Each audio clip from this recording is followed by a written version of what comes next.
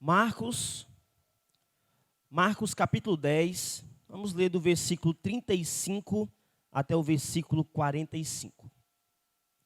Evangelho de Marcos, capítulo 10, versículo 35 até o versículo 45. Diz assim a palavra de Deus. Então se aproximaram dele Tiago e João, filhos de Zebedeu, dizendo-lhe: Mestre, queremos que nos conceda o que te vamos pedir. E ele perguntou: Que quereis que vos faça? Responderam-lhe: Permite-nos que na tua glória nos assentemos, um à tua direita e o outro à tua esquerda. Mas Jesus lhes disse: Não sabeis o que pedis. Podereis vós beber o cálice que eu bebo, ou receber o batismo com que eu sou batizado? Disseram-lhe: Podemos. Tornou-lhe Jesus: Bebereis o cálice que eu bebo, e recebereis o batismo com que eu sou batizado. Quando, porém, ao assentar-se à minha direita ou à minha esquerda, não me compete concedê-lo, porque é para aquele a quem está preparado. Ouvindo isso, indignaram-se os 10 contra Tiago e João. Mas Jesus, chamando-os para junto de si, disse-lhes: Sabeis que os que são considerados governadores dos povos têm-nos sobre o seu domínio, e sobre eles os seus maiorais exercem autoridade. Mas entre vós não é assim. Pelo contrário, quem quiser tornar-se grande entre vós, será esse o que vos sirva. E quem quiser ser o primeiro entre vós, será o servo de todos. Pois o próprio Filho do Homem não veio para ser servido, mas para servir e dar a sua vida em resgate de muitos. Vamos orar mais uma vez. Grande Deus, obrigado, Pai, por tua palavra que está aqui aberta. Que o Senhor possa nos abençoar, que possamos extrair, Deus, dela os princípios e que assim possamos ser edificados, Pai, por meio dela. Nos abençoa nesse momento, Deus, em nome de Cristo. Amém. Meus amados, o mundo sonha por grandeza. O que move o mundo muitas vezes é essa sensação de alcançar a grandeza. Por isso, o alvo e a prioridade de sua vida vai girar em torno disso. O mundo almeja esse local de preeminência, de destaque. Você pode perceber muitas vezes, quando as pessoas buscam estudar, elas estudam talvez em uma determinada universidade ou um determinado curso, não simplesmente pelo trabalho em si que vão exercer, ou talvez pela forma como podem abençoar pessoas, por meio daquele estudo que ele está fazendo. As pessoas pensam no status. As pessoas só pensam em ser grandes. E é triste que muitos, pensando nessa grandeza, não vão medir os esforços para poder um dia alcançá-la. É interessante se a gente pegar aí o exemplo do nosso próprio país. Se você vê os governadores, os nossos líderes da nossa nação, muitos aí estão envolvidos com escândalos de corrupção, com essa gana de poder alcançar o poder, com essa gana de poder ter talvez mais e mais dinheiro para estar sempre lá no topo. Meus amados, o problema não é ser grande nem querer grandeza. O ponto é que tipo de grandeza eu procuro e o que eu tenho feito para obter. Qual é a grandeza que você acha que deveria ter? O que é ser grande para você? O que é ser alguém que tenha destaque? É o padrão que o mundo tem seguido? Ou é o padrão que as Escrituras assim nos mostram que deveríamos assim ter? Nesse texto que a gente acabou de ler aqui, Jesus nos ensina que precisamos ter uma mudança de mente quanto a isso. Ele mostra que a lógica do reino de Deus, ela é diferente do reino deste mundo. A gente precisa passar por essa mudança de pensamento. Até mesmo eu e você. O mundo ele já vive em trevas.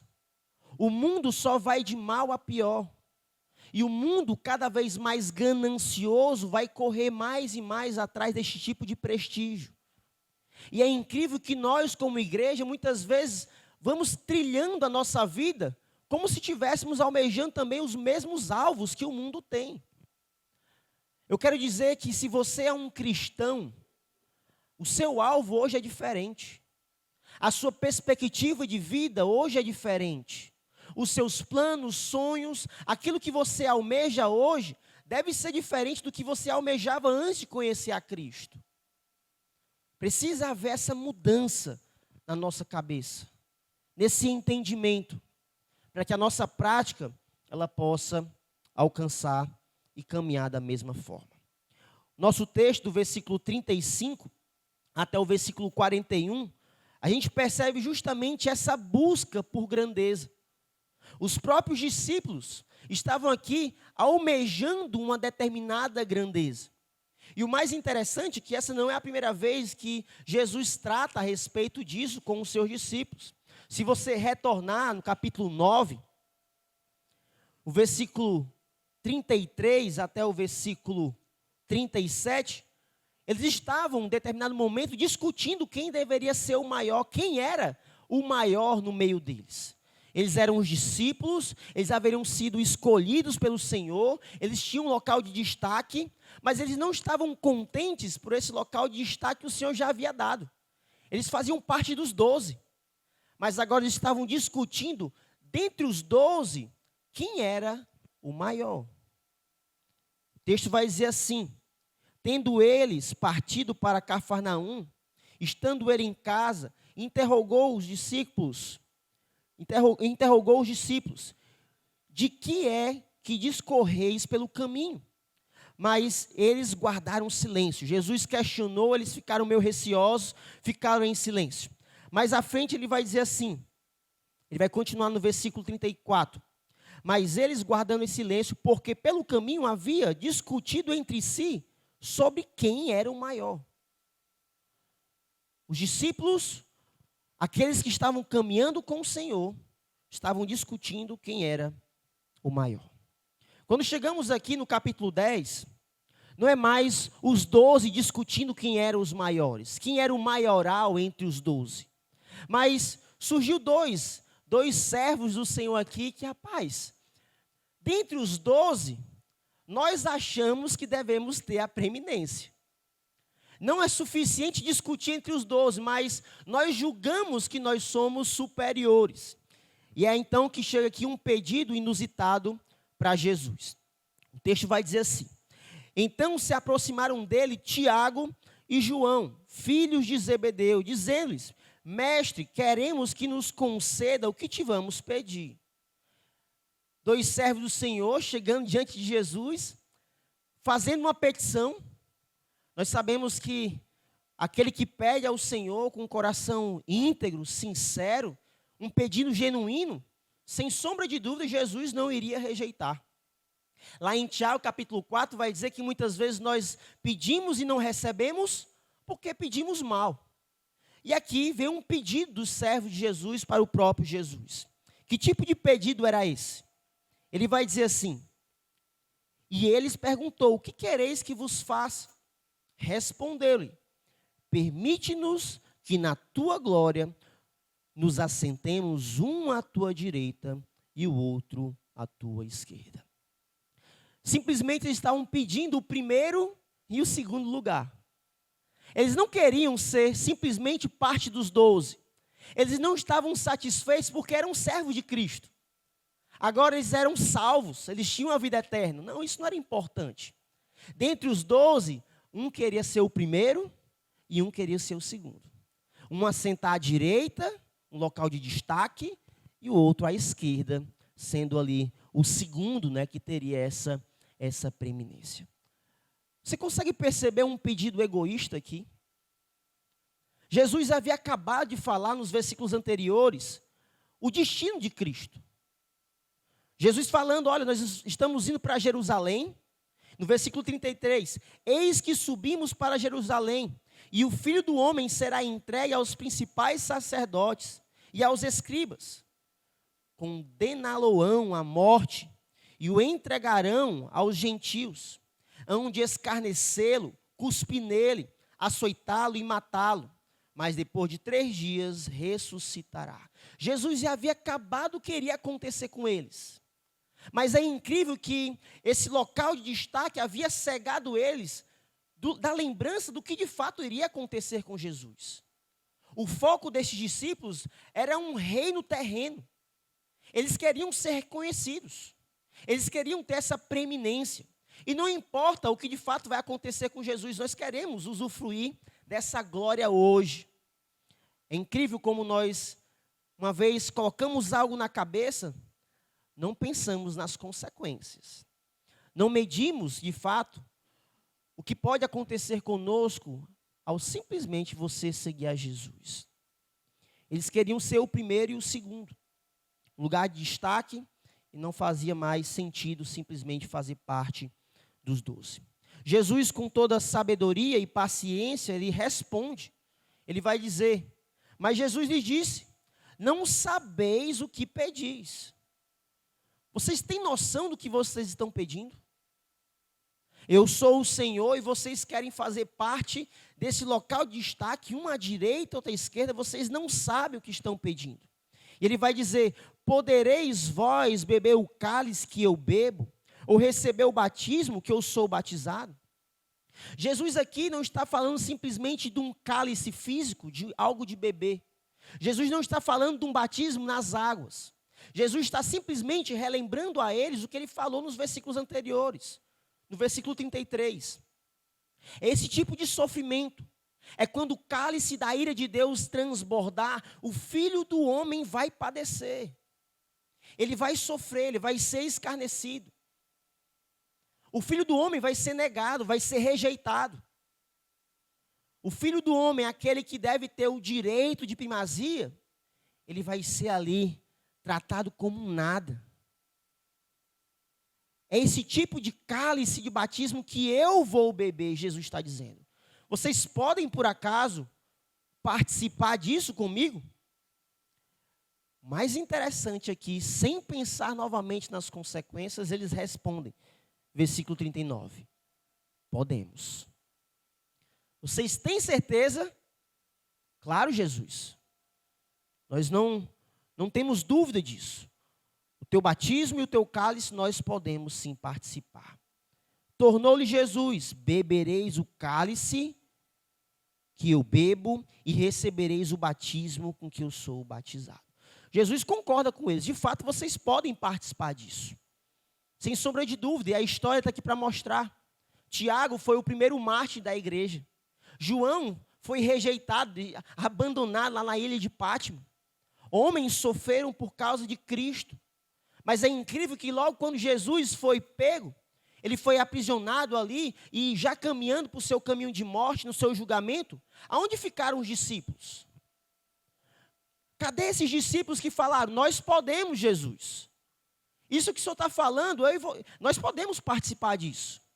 Mas quando Jesus foi preso, nenhum ficou. Todos fugiram. Pessoas inconsequentes aqui. Que falaram algo para Jesus, mas na hora de praticar, correram. Eles fugiram. Mas é claro que nós sabemos que o Senhor os trouxe aqui ao arrependimento, e esses homens, de fato, um dia morreram por Jesus. Eles provaram desse cálice.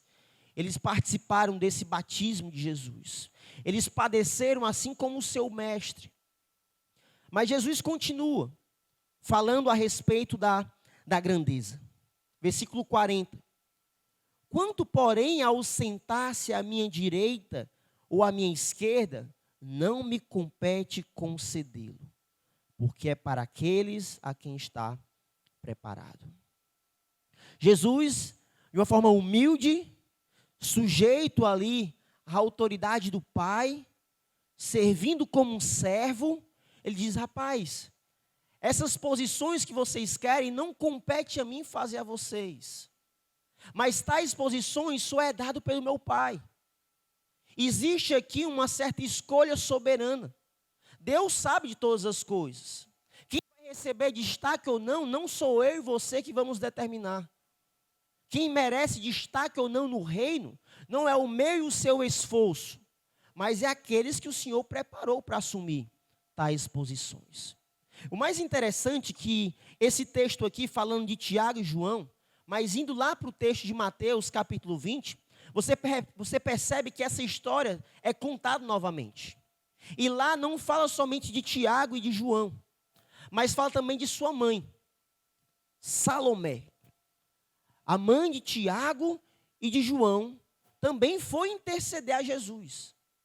Não bastava somente os dois, mas é como assim, rapaz, mãe, vai lá, pede lá, né? Foram correndo para a mãe, chorando, pedindo para que essa mãe pudesse interceder. Em alguns outros contextos de livros, nós percebemos, na situação ali, quando Jesus está sendo crucificado, que na crucificação de Jesus havia mulheres. E dentre uma dessas mulheres estava a irmã de Jesus, a irmã de Maria, mãe de Jesus. Outros textos paralelos vai dizer que essa irmã de Maria possivelmente era Salomé. Tudo indica, não podemos aqui bater o martelo, mas tudo indica que Salomé era irmã de Maria, tia de Jesus. Ou seja, os filhos dela, Tiago e João, eram o que de Jesus? Eram primos. Era simplesmente um nepotismo aqui. Jesus, nós somos os teus chegados. Nós somos os teus parentes. Dentre os outros, escolhe eles. Eles são sangue do teu sangue. Eles merecem. Jesus não está preocupado quem é família e quem não é. Jesus está preocupado em fazer a vontade do Pai. Ele vai dizer aqui, olha, não importa o que você é meu. Se você é meu parente ou não. Esse local de destaque é para aqueles que o Senhor preparou. Isso aqui é algo muito interessante, meus amados. Porque quando chegamos no contexto da igreja, achamos que merecemos algumas coisas por algo que nós temos.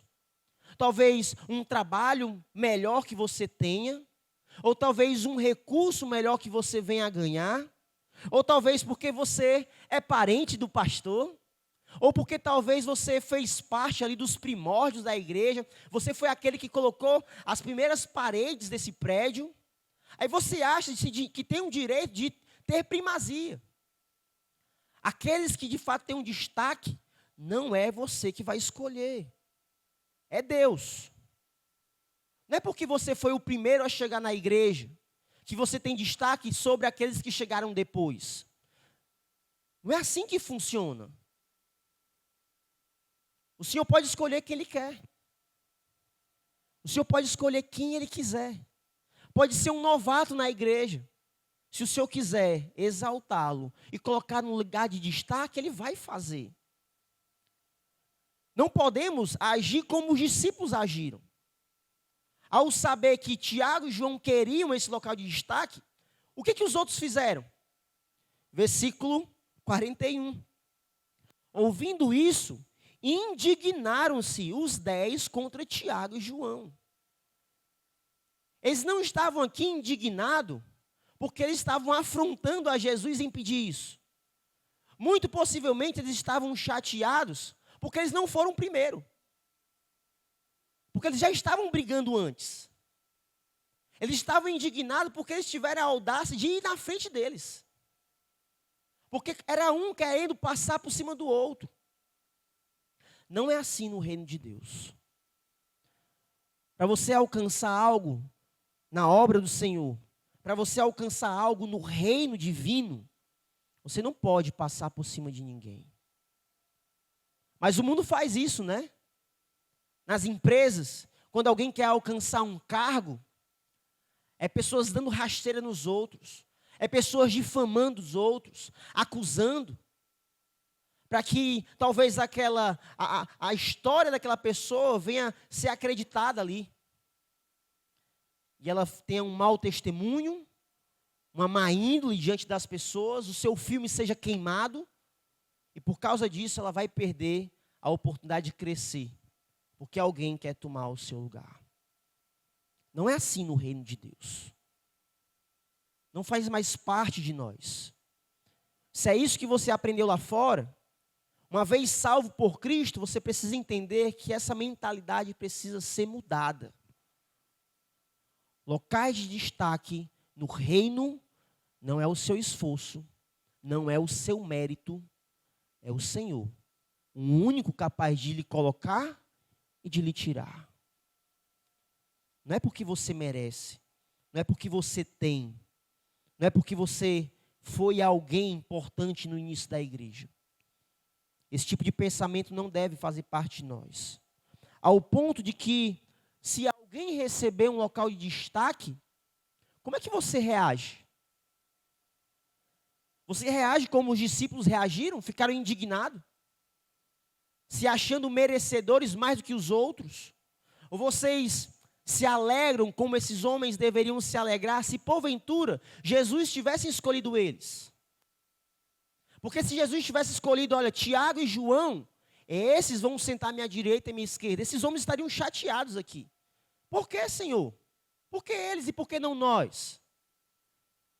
Se o teu irmão é escolhido para um lugar de destaque, como é que você reage? Se o teu irmão ele recebe os créditos para um determinado trabalho, como é que você reage? Se o teu irmão é promovido no trabalho, aonde ele trabalha, tira o seu sustento, e ele está se alegrando, compartilhando com a igreja as bênçãos, você se alegra com ele? Ou você fica lá choramingando, chateado, irritado, porque isso é injusto?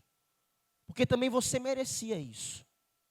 Porque talvez a sua situação não está tão melhor quanto a dele. Como é que você reage? Você se alegra com o seu irmão, com o crescimento? Quando você vê seu irmão crescendo, se desenvolvendo, se colocando à disposição do avanço do reino, você se alegra com isso? Ou você fica com inveja, como esses homens aqui estavam? Essa busca por grandeza estava presente até mesmo entre os próprios discípulos. O versículo 42 até o versículo 44, Jesus ele mostra aqui que o conceito de grandeza para Deus é diferente do mundo. Uma vez que esses homens estavam buscando essa grandeza, eles precisavam entender que o conceito de grandeza para Deus é diferente do mundo. O versículo 42 até o 44 vai dizer assim: mas Jesus, chamando-os para junto de si, disse, Jesus não chega logo exortando. De forma amorosa, ele chama para perto com a intenção de ensiná-los, de ajudá-los a entender isso. Ele vai dizer o seguinte: sabeis que os que são considerados governadores dos povos têm-nos sob o seu domínio, e sobre eles os seus maiorais exercem autoridade. A lógica do mundo é assim: manda quem pode, obedece quem tem juízo. Quem tem local de destaque no mundo, ele vai subjugar os outros. Ele manda. Ele manda e desmanda. Ele não está preocupado quem é. Se for para tirar alguém do seu caminho, ele tira. É isso que muitos líderes fazem. Líderes carrascos, líderes que infelizmente não amam os seus liderados, líderes que estão oprimindo cada vez mais os seus liderados, porque simplesmente ele é líder. Porque ele merece estar ali. Existe uma espécie de soberba no coração do mundano. É isso que o mundo faz. É assim que o mundo funciona. Mas o versículo 43 vai dizer o contrário. Mas dentre vós não é assim. No meio do povo de Deus, isso não existe. Não faz mais parte de nós. Independente se é lá fora ou se é aqui. Nós devemos ser crentes da mesma forma. Ter a nossa mentalidade diferente da mesma forma. Não pensar mais como o mundo. Porque não é assim no meio de nós. Pelo contrário, quem quiser tornar-se grande entre vós, será esse o que vos sirva. E quem quiser ser o primeiro entre vós, será o servo de todos. O que Jesus estava dizendo, olha, vocês querem ser os primeiros, vocês têm que ser os últimos. Vocês querem serem grandes, vocês precisam servir os outros. Querem ser o primeiro, serve todo mundo. E é interessante o conceito de servo aqui. Servo é ser escravo, meus irmãos. É ser tratado como ralé. É ser tratado como alguém que não merece o título que tem. É alguém que não merece honra. É alguém que não merece destaque. É alguém que não merece aplausos. É alguém que não deve receber um tapinha nas costas. Ele é servo, ele faz aquilo porque ele tem que fazer e ponto final, ele é servo. O que Jesus está dizendo para eles é, quer ser grande? É esse tipo de grandeza que você tem que ter. Se você quiser estar acima de todos, tudo bem, não tem nenhum problema. Mas a grandeza de Deus é diferente da grandeza do mundo. Enquanto a liderança, ou talvez os maiorais do mundo vão oprimir, vocês vão servir. Vocês vão se entregar. Vocês não querem mais destaque. Quer ficar no anonimato. Quando uma obra foi realizada e o seu nome foi esquecido, você fica feliz porque o nome dos seus irmãos foram lembrados e o seu não. O meu e o seu nome não vale de nada. Agora, dos nossos irmãos, é mais importante do que isso. É como Paulo fala lá em Filipenses, é tratar os outros superior a nós mesmos. Então, se existe alguém no nosso meio que está crescendo e chega talvez ao ponto de assumir um cargo de liderança na igreja, louvado seja Deus, se anime. Fique feliz pelo seu irmão. Serviço. Agora, esse local de destaque não é só para alguns. É para qualquer um de nós. Mas parece que ainda nos fascina a grandeza do mundo. Porque servir não é muito legal, não. Ser esquecido? Como é que você age quando você é esquecido? Você fica chateado? Fica triste? Fica amargurado? Não fala mais com os irmãos? Porque se você age assim, pensa assim, você está pensando como o mundo. Você quer ser o primeiro. Mas se você age como escravo, como servo, o que acontece com você não vale a pena não. Eu sou escravo. A honra e glória é de Deus. Se eu fiz alguma coisa, a glória é de Deus. Eu não preciso receber aplausos. Mas quem de fato, dentre nós, quer esse lugar de destaque no reino? Você está disposto a ter essa grandeza diante de Deus? Qualquer um de nós podemos ter e devemos buscar esse tipo de grandeza. Alguns podem, talvez, de forma humilde, dizer assim, não, pastor, eu não quero ser grande não no reino. Está errado. Todo crente deveria buscar essa grandeza no reino, todo crente. Porque se ele entende que deve ser grande, ele vai servir aos outros. Ele vai se colocar no lugar mais baixo e vai servir a todo mundo.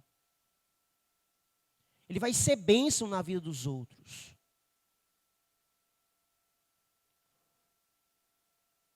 Qual é o local que você quer no reino? É um local mundano ou o padrão de Cristo? Servir, meus irmãos, é uma característica de todo crente. Serviço. Ser um crente que está ali para ser bênção. Ser alguém que tem disposição de se entregar pelos outros. Ser alguém que não pensa mais em si, mas pensa no outro. E é justamente isso que Jesus finaliza aqui, no versículo 45. Ele vai dizer assim: Pois o próprio Filho do Homem não veio para ser servido, mas para servir e dar a sua vida em resgate de muitos. Jesus aqui ele mostra simplesmente o exemplo supremo de grandeza. Jesus, o servo. O próprio Filho do Homem assumiu esse papel. O Filho do Homem não veio para ser servido, mas para servir. Essa era a missão de Jesus. Ele não estava esperando receber. Ele já esperava o pior. Jesus já veio ciente do que o esperava. Não é à toa que em vários momentos ele falou para os seus discípulos o que iria acontecer. A caminhada de Jesus já estava determinada. Não existia outro caminho para Jesus a não ser a cruz. Ele veio servir. Esse foi o papel de Jesus. Servir a nós. E um sacrifício, um serviço simplesmente sacrificial. Ele veio dar a vida em resgate de muitos. Você consegue perceber a intensidade do serviço de Cristo? Custou simplesmente a vida dele. Ele não estava chateado, porque ele sendo Deus não estava sendo exaltado. Não era esse o semblante de Jesus. Porque Jesus já sabia a sua função. Ele seria o servo sofredor. Aquele que iria se entregar para resgatar muitos. Um sacrifício substitutivo. Um sacrifício que haveria salvação. É esse tipo de exemplo que você deve seguir. É engraçado que no mundo dos negócios existem vários livros, vídeos dos homens grandes de negócios, né, do mundo aí. E às vezes nós queremos nos espelhar. Essa geração coach aí, né, tentando motivar, tentando botar essa geração para cima de trabalhadores de negócios. Aí tem aí os exemplos de negócios. Os exemplos de pessoas bem-sucedidas. E você, como servo de Deus, está ali olhando para elas, se deleitando a forma como ela fez para alcançar esse prestígio. Quer imitar alguém, meu irmão? Está aqui, ó, Jesus. O maior exemplo.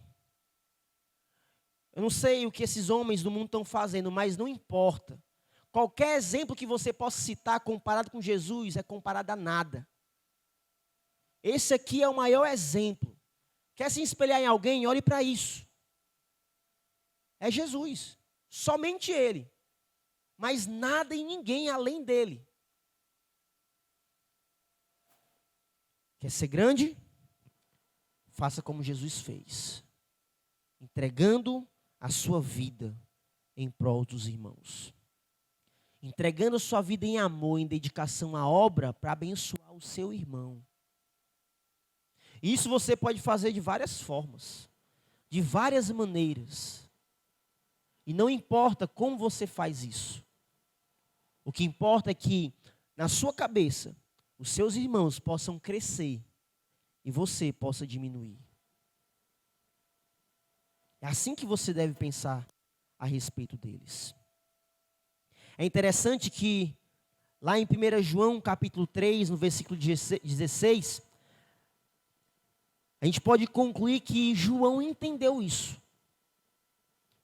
O homem ali é ousado, egoísta, pedindo lugar de destaque juntamente com seu irmão, não se preocupou com os 10, porque ele se achava merecedor.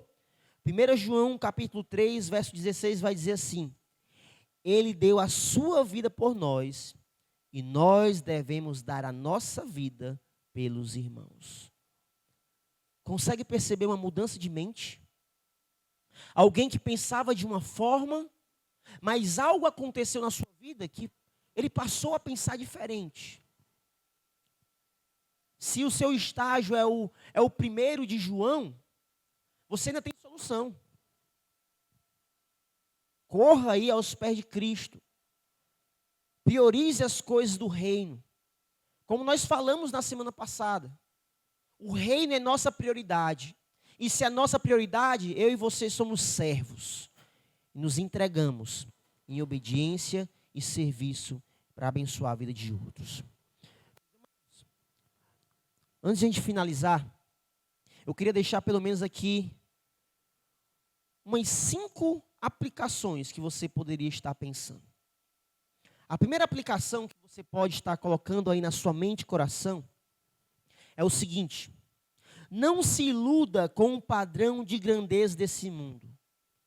Ele só vai te tornar mesquinho e cada vez mais egoísta.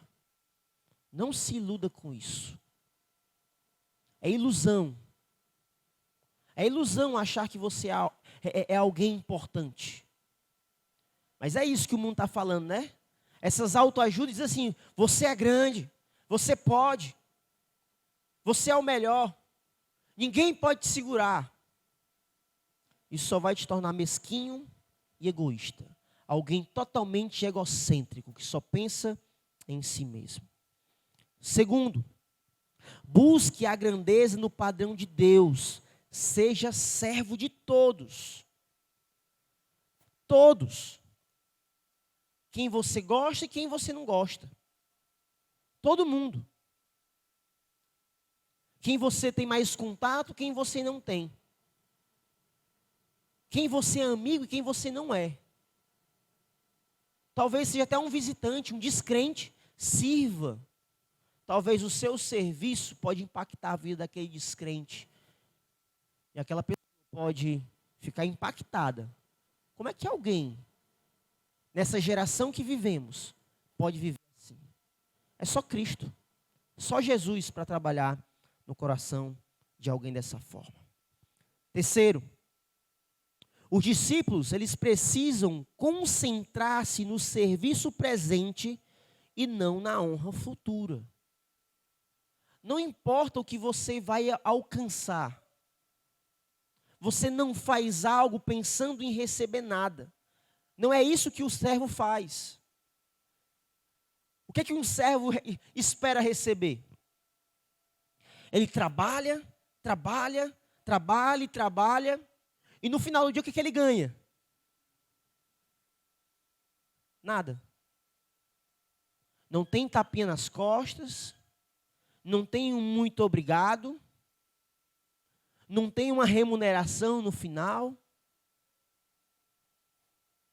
Não tem essa ideia de subir na vida. Ele é escravo. Ele faz sem esperar nada em troca. Mas não. Muitas vezes nós servimos já esperando o retorno. E quando o retorno não vem, nosso coração revela o que de fato existe lá dentro. Quarto, se Jesus, o Rei dos Reis, se fez servo, quem sou eu e você para não ser? Se Jesus fez o que fez, passou pelo que passou, quem é eu e você para querer ser alguém? Quem é eu e você para se achar alguma coisa? Quem é eu e você para se achar digno ou merecedor de algo? O que foi que Jesus recebeu por tudo que ele fez? Jesus veio a esse mundo, ele não pecou, ele fez boas ações, curou pessoas, alimentou os famintos, considerou os mais pobres, deu atenção aos excluídos. Ele se entregou simplesmente. E no final de tudo, o que foi que ele recebeu? Ele recebeu uma cruz pesada para carregar. Ele recebeu um madeiro onde ele seria pregado e morto. Não simplesmente foi morto, mas carregou aquilo que iria matá-lo. E ser morto por cruz era a pior morte. Era uma das mortes mais humilhantes. Porque morrer por cruz era morte para bandido, para criminoso. para infratores. E Jesus, sendo quem ele era, o Rei dos Reis, o Messias prometido, morreu em cruz. Esse foi a recompensa de Jesus. Se essa foi a recompensa de Cristo, qual é a recompensa que eu e você nós queremos? Se recompensas vêm, meus irmãos, é bênção. Se alegre, fique feliz. A palavra vai dizer que deve dar honra a quem merece honra. Mas se não vem, fique feliz também. Porque sem dúvida, a nossa recompensa não é aqui. É na glória que há de vir. Lá é que está o nosso tesouro. É lá que está a nossa recompensa. Quer ser grande? Seja grande no reino de Deus. E por último, 5. Seja um servo e não um mero ajudante. Pois um ajudante, ele ajuda os outros quando é conveniente. Um servo, ele serve aos outros mesmo quando não é. Um ajudante, ele ajuda as pessoas que ele gosta. O servo não. Ele serve independente para quem está fazendo. Um ajudante, ele ajuda quando ele gosta do trabalho. O servo, muito pelo contrário. Ele faz mesmo não gostando. Ele não está preocupado com o trabalho. Ele quer fazer. Um ajudante ajuda com o objetivo de obter satisfação pessoal. Já o servo, ele não está preocupado com o que vai receber. É esse tipo de postura que você e eu devemos ter.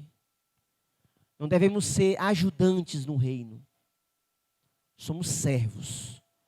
Somos escravos de Cristo. Porque antes nós éramos escravos do pecado, maltratados. O nosso senhor maldoso e cruel só queria a nossa perdição, a nossa desgraça. Mas Deus, em sua rica misericórdia, nos comprou com alto preço Jesus. Esse foi o pagamento. Hoje, eu e você, nós somos servos, não mais daquele Senhor cruel, mas de um Senhor bondoso, o Senhor que deu a vida por nós. Será que vale a pena, de fato, nos esforçarmos para servirmos ao nosso grande Deus? Será que vale a pena mesmo? Será que você tem sido esse servo? Será que você tem tido almejado isso, essa grandeza celestial na sua vida, ao ponto de servir a todos? Você ainda continua com a mentalidade mundana de querer ter o destaque, de querer ser importante, de querer receber os aplausos. Quem é você aqui? Você ainda está como Tiago e João? Ou você está como João? Depois de tudo que passou, depois do próprio Cristo que ele negou, quando fugiu, ele reconheceu: se ele fez isso por mim, eu também tenho que fazer isso pelos meus irmãos. Amém? Que Deus nos abençoe, nos fortaleça e nos ajude a trabalhar isso no nosso coração, porque não é fácil. O nosso orgulho está lá sempre presente. E se você não vigiar, ele sempre vai vir à tona. Vamos orar. Santo Deus, Pai querido, obrigado, Pai, por tua palavra. Novamente aqui, Deus, nós temos exemplos de homens que caminharam com o Senhor, mas que infelizmente, Deus, estavam com um foco errado. As suas ambições, Deus, estavam erradas. Eles queriam, Deus, ter um lugar de destaque. Eles queriam, Deus, receber a glória. Ó Deus, não nos permite viver isso. Que qualquer padrão, Deus, que nós guardemos no nosso coração de resquício do mundo que vivemos, Deus, no passado, arranca isso do nosso coração. Nos faz de fato, Deus, um novo homem, uma nova criatura. Nos dá, Deus, uma nova mentalidade. Um novo modo de viver. Uma vida de serviço. Uma vida de renúncia. Uma vida de tratar o outro melhor do que eu. Me ajuda a servir os meus irmãos, Deus. Nos ajuda a dar o meu melhor para eles. Que cada um de nós, Deus, possamos ter isso na nossa mente e no nosso coração. Nos faz, de fato, um servo teu. Transforma para a nossa vida. Em nome de Cristo. Amém.